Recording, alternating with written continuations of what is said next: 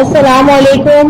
آج کی ہماری ویڈیو امام حسن کی شہادت کے متعلق ہے۔ ویڈیو سٹارٹ کرتے ہیں۔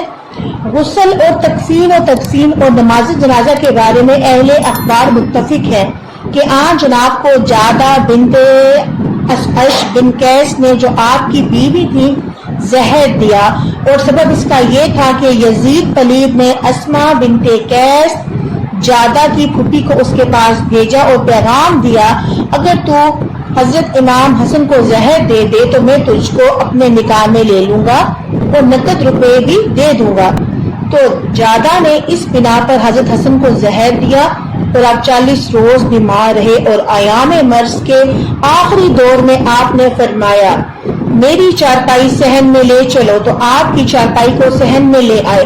آپ نے کہا خدایا میں اپنے نفس کی تکلیف کا اجر تجھ سے طلب کرتا ہوں، اس لیے کہ مجھ کو ایسی زحمت کبھی نہیں پہنچی۔ اور ابو نعیم نے حلیہ میں روایت کیا ہے کہ میں اور ایک دوسرا شخص امام حسن کی عیادت کے لیے گئے تو آپ نے فرمایا اے فلاں مجھ سے کچھ پوچھ لو۔ ہم نے کہا اس حالت میں ہم کچھ نہیں پوچھتے، جس وقت آپ کو صحت ہوگی اس وقت پوچھیں گے۔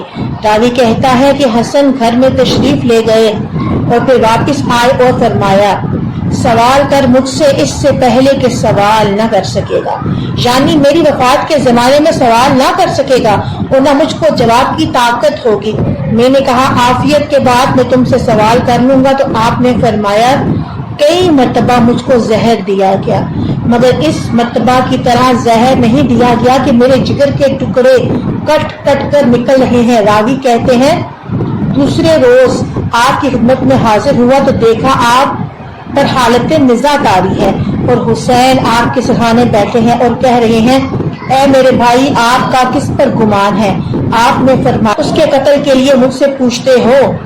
حسین نے فرمایا ہاں۔ تو آپ نے فرمایا جس پر میرا گمان ہے اگر اس نے مجھے زہر دیا ہے تو خداوند تعالی حقیقی مالک ہے، خود بدلہ لے لے گا، اور اگر وہ نہیں ہے تو میں جائز نہیں سمجھتا کہ کوئی بے گناہ مارا جائے۔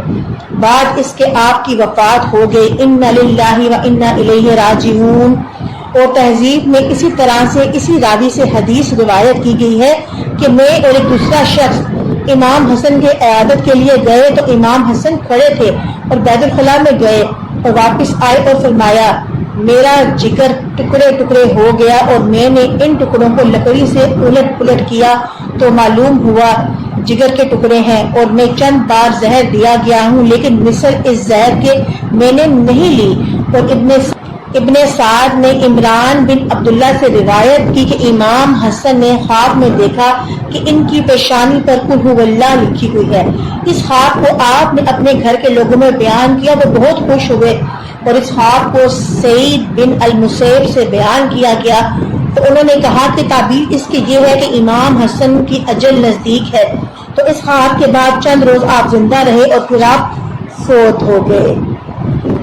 یہ تھی ہماری آج کی ویڈیو، امید کرتی ہوں آپ کو پسند آئے گی۔ مزید اچھے اور انفارمیٹیو کنٹینٹ کے لیے ہمارے چینل کو سبسکرائب کر کے لائک، شیئر اور کمنٹ کریں، اور اس ویڈیو کو زیادہ سے زیادہ صدقہ جاریہ دنیا سے